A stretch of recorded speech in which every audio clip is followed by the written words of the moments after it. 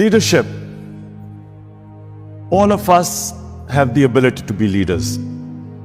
Everyone has the potential to become a leader.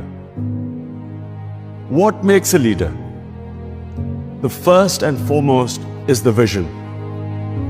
Leaders have dreams, and those dreams are beyond the self. There has never been a leader whose dream is concentrated on the self. So my great inspiration is the great Iqbal. Iqbal, in my opinion, was probably the greatest Muslim philosopher in the last 500 years.